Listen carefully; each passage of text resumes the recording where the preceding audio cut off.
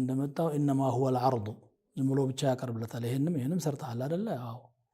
በለሄት ይቅርታ ተደርጎልሃል በዚህ ደግሞ ሽልማት ተሰጣለህ እንካ ኪታብህን በቀኝ እጅህ ይባላል ከዛ ፍንድቅ ይልና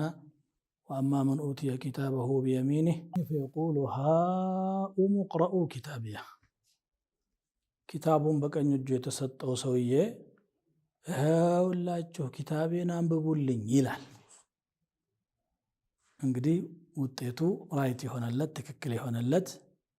ሒሳቡ ቀለል ያለለት ማለት ነው በተቃራኒው ደግሞ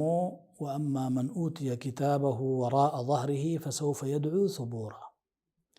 ኪታቡን ከጀርባው ኋላ የተሰጠ ሰው ጥፋትን ይጣራል ሞትን ይማጸናል ويصلى سعيرا ነዲድ እሳት ውስጥም ይገባል ይላል አላህ እዚህ ጠበቅ ያለ ሒሳብ አለ ቀለል ያለ ሒሳብ አለ ዛሬ ራሳቸውን ሒሳብ የሚያደርጉ ሰዎች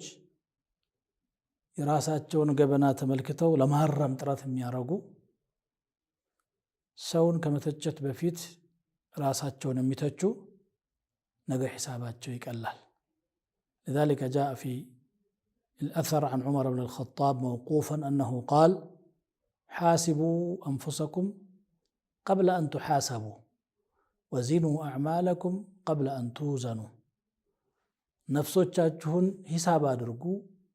ነገ አላህ ፊት ከመመርመራችሁ በፊት ስራዎቻችሁንም ዛሬ መዝኑ ነገ ከመመዘናችሁ በፊት ይላሉ ሂሳብ አለ ሚዛን አለ ሲራጥ አለ ራስን ሂሳብ ማድረግ ማለት ምንድነው ከራሱ ጋር ገለል ብሎ